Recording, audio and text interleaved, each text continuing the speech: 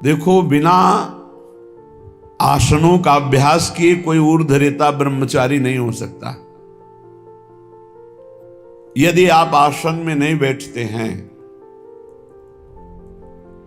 कम से कम 2 घड़ी 48 मिनट, आप ब्रह्मचर्य रह ही नहीं सकते। कागज में लिख लीजिए चाहे दिमाग में लिख लीजिए, ये अनुभव गम में बातें कह रहे हैं। आप प्राणवायु का संशोधन नहीं करते हैं,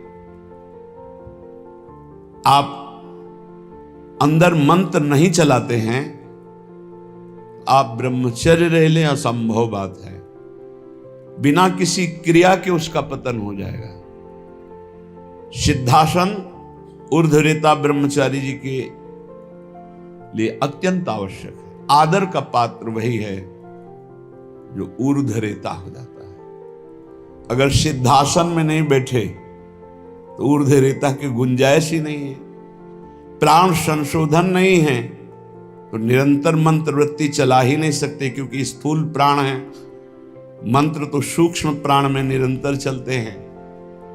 हमारी प्रार्थना है, सेवा करो, 24 घंटे में 1 घंटा ही सही, पर जवान साधक को सिद्धासन और पद्मासन का अभ्यास करना चाहिए। जिस समय हम 24 मिनट क्रॉस करेंगे आसन में बैठकर, तो हमारे शरीर में भयंकर पीड़ा होगी, जांघों में, हर नस नाड़ी में। वह पीड़ा बड़ी अमृतमयी होती है, शरीर को निरोग कर देती है, चर्बी को भस्म कर देती है, वायु को शांत करके सूक्ष्म करती है। जो आसनों पर बैठने वाला है, ब्रह्मचारी है, प्राण संशोधन प्राणायाम के द्वारा करता है, बहुत सुंदर मंत्र चलता है निरंतर। जवान जवान साधक है, झुक के बैठना, दीवाल का आश्रय ले लेना, शरीर का रोग ग्रसित हो जाना, ये सूचना देते हैं कि आप ब्रह्मचर्य की हानि किए हैं, आपका आहार ठीक नहीं है, आपकी साधना ठीक नहीं है। असाध्य रोग, आकस्मिक पूर्व पाप के परिणाम स्वरूप आ जाना, ये हो सकता है, पर वो हमारी साधना को बाधित नहीं कर सकता। प्रारब्ध साधना को बाधित नहीं कर सकता, ध्यान रखना। प्रारब्ध आया है, उसको भोगेंगे, साधना यथावत चलनी चाहिए, साधना में फर्क नहीं पड़ना चाहिए, तब भगवदानंद की प्राप्ति होती। इसीलिए कह रहे हैं हमारे ऊपर सब कृपा है, केवल अपनी कृपा करने की जरूरत है। आप लोग अपनी कृपा कीजिए। जैसे हम कहते हैं कि हमारे शरीर में ब्लड प्रेशर का रोग हो गया, हाई या लो, वो थोड़ी देर के लिए हमको शिथिल कर सकता है, लेकिन नहीं, वो हमारे साधन को नष्ट नहीं कर सकता, वो हमारे साधन को नहीं। हम सम में हैं, ब्लड प्रेशर हाई या लो विषम में है, कोई फर्क नहीं पड़ता। और हम विषम चिंतन करते हैं तो ये सब सही भी हो तो ये गलत है। हमारा विचार, हमारी साधना प्रारब्ध नहीं बाधित कर सकता, ध्यान रखना। प्रारब्ध पाप कर्म का परिणाम है, और वर्तमान की हमारी साधना भागवतिक है। हमारी भागवतिक साधना को आच्छादित कर दे, इतनी बड़ी सामर्थ्य प्रारब्ध में नहीं है। प्रारब्ध बाधा खड़ी करता है, लेकिन हमारे भजन को नहीं रोक सकता, हमारी भागवतिक उन्नति को नहीं रोक सकता। लेकिन हम लोग इससे एक बेपरवाह से नजर आते हैं। धिक्कार है उस शिष्य को जब गुरु को आज्ञा देने में सोच करना पड़े, पता नहीं मानेगा कि नहीं मानेगा। इसीलिए परमार्थ की दिव्यता प्रकाशित नहीं हो रही। जीना, समय काटना, गुरु कृपा से कल्याण हो जाना, ये सब हो जाएगा, इस पे कोई चिंता की बात नहीं। लेकिन जीते दी अध्यात्म की भूमिकाओं पे विचरण करना, ये अपने ऊपर कृपा करना है। प्यारे, ये बहुत कीमती शरीर है, आपका कल्याण तो निश्चित है, लेकिन यदि आप यहां हजारों का कल्याण करके नहीं गए तो आपका साधु वेश धारण करना किस काम का? अपने कल्याण के लिए तो कोई खास बात नहीं। हमारी साधना अपने कल्याण के लिए नहीं होती, ध्यान रखना। हमारा कल्याण तो जिस दिन हम गुरु की शरण में हुए उसी दिन हो गया। अब हम साधना करते हैं इस जगत मंगल के लिए। साधु का पूरा जीवन परोपकार के लिए होता है, परहित के लिए होता है, दूसरों के दुखों का नाश करने के लिए होता है। रात दिन भजन करके फिर संकल्प बनता सर्वे भवन्तु सुखिना सर्वे सन्तु निरामया। इसलिए पूरा जगत उसे नमस्कार करता है।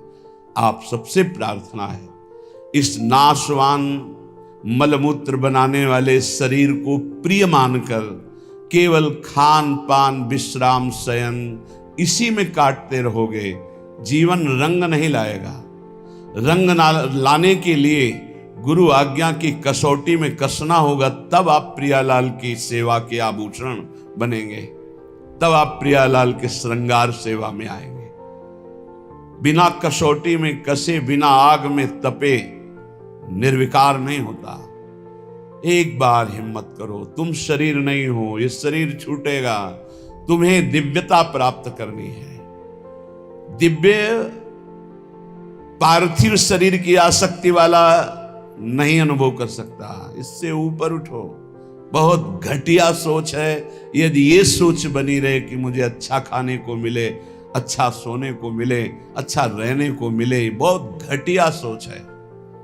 रात के 12:30 बजे जग गए, अपनी दिनचर्या में लगे, 10:30 बजे तक लगे रहेंगे, फिर जाके ये हम इसलिए कह रहे हैं कि आप स्वस्थ हैं और आप कमाई नहीं कर पा रहे, चाहे गृहस्थ हो या विरक्त। अरे मरना है यार, जाना है यहां से, अच्छी नाम की कमाई कर लो, अच्छी अध्यात्म की उन्नति कर लो, लाखों का कल्याण कर दोगे। सतरति सतरति सा लोकांतारयति, हमारा जन्म दूसरों का मंगल करने के लिए हुआ है।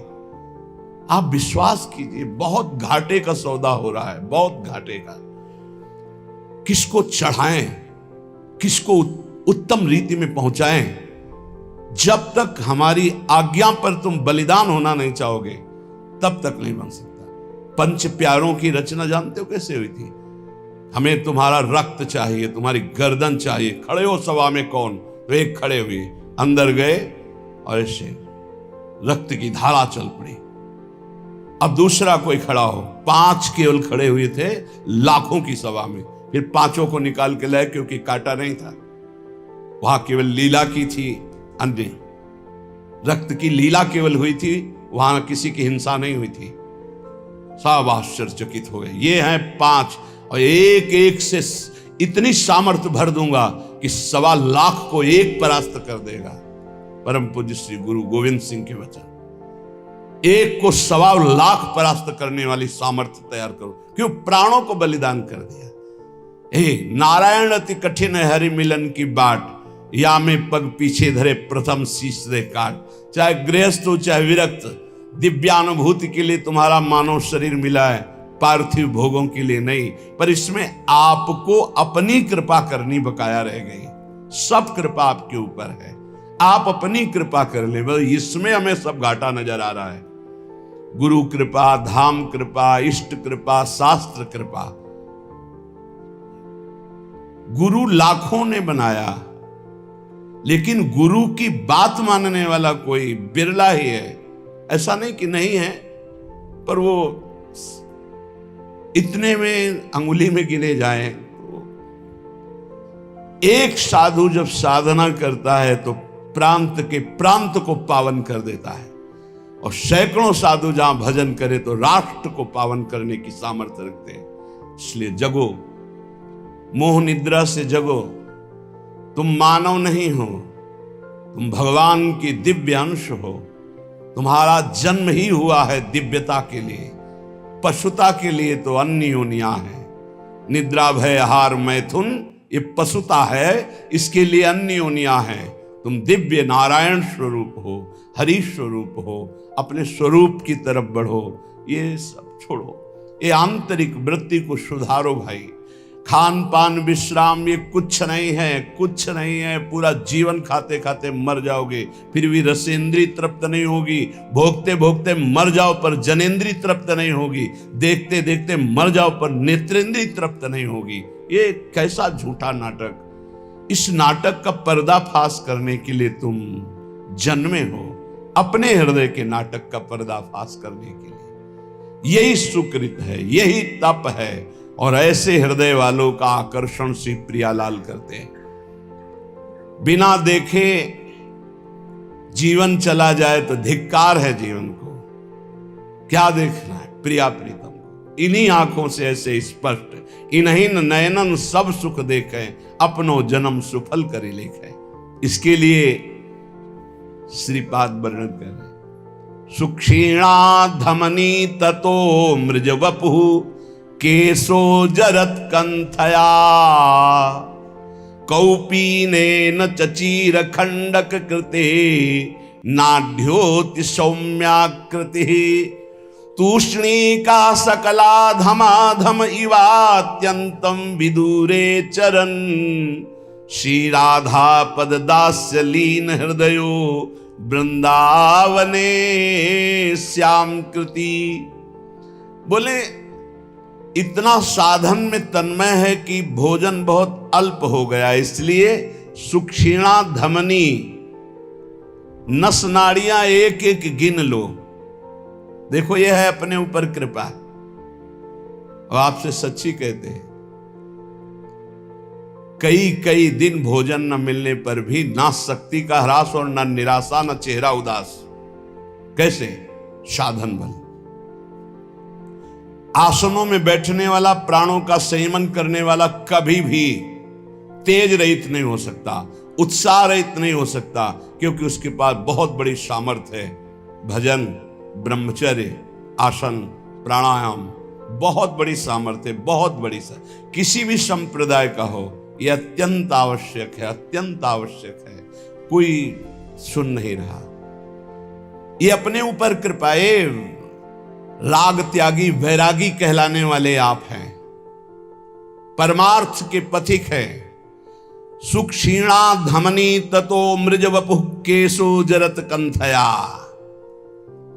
शरीर की एक एक नस नाड़ी गिन ली जाए ऐसी, क्योंकि अल्पाहार।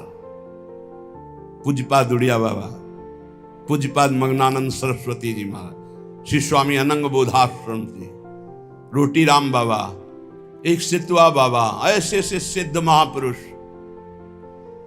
ये 56 प्रकार के भोग प्रियालाल पावे। देखो स्वामी जी उत्तम भोग लगाए, मोर मरकट को सेवे। ऐसे प्रसाद बिहारी जी का ले लेते हो सब। आप चना पाके, हे भाई कमाने आए हो, लक्ष्य पे तीर एकदम अमोघ बाण की तरह जाना चाहिए। यही समय कमाने का, यही समय कमाने का और यही समय गंवाने का है। जिसकी जवानी तप में, उसकी वृद्धावस्था महान आनंद में। जिसकी जवानी भोग में, उसकी वृद्धावस्था दुर्गति में। कागज में लिख लो। और जिसका प्रारंभ से भजन उसका अंतिम भगवदाकार निश्चित। जिसका प्रारंभ विषयाकार, अंतिम बदलना बड़ा कठिन। ये जीवन की बातें कह रहे हैं। सुक्षीणा धमनी ततो मृज वपु।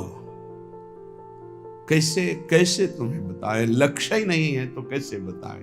लक्ष्य जब बन जाएगा तो नहीं खान पान ते भावे है, नहीं कोमल वसन सुहावे है, सब विषय लगे ते खाला है, हरि आशिक का मग न्यारा है। हलवा और गुलाब जामुन पाने वाले लाखों हो सकते हैं, लेकिन प्रियालाल के लिए आंसू बहाने वाले दो कहो हरिवंश रस बिरलो समझनहार, एक दो ही जो पाइए खोजी सब संसार। सत्य सत्य परम सत्य बात कह रहा हूं। परम कसौटी कस के अपने आप को झोंक दो तपस्या में, अभी आगे प्रियालाल मिल जाएंगे। दिव्य अनुभूतियां, बिना गुरु की आज्ञा पर चले दिव्य अनुभूतियां नहीं हो सकती। एक खा पी के मोबाइल से गंदी बातें देख के समय काट लो, प्रिया प्रीतम की दिव्य लीला देखने का अधिकार नहीं प्राप्त कर पाओगे, मान लो। और एक बार चढ़ाई पे चढ़ जाओ तो सब खत्म हो गया।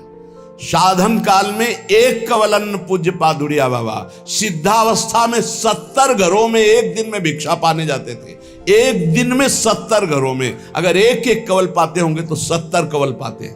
समझ लीजिए आप, एक बार चढ़ाई पे चढ़ जाओ, खेल हो गया, भगवत साक्षात्कार हो गया। अब क्या, अब तो बादशाह हो गए। घूमो, आनंद मगन घूमो, कोई परास्त नहीं कर सकता। पर चढ़ाई ही नहीं चढ़ रहे। बिना विजयी हुए कोई सम्राट नहीं बनता। संतों को बादशाह का बादशाह कहा गया है। चाह मिटी चिंता मिटी मनुआ बेपरवाह, जिनको कछु न चाहिए वो साहन के साह। देखो तुम गुलाम हो या शहंशाह हो। बड़ी विचित्र दुर्दशा है, बड़ी विचित्र दुर्दशा। ए भाई जगो।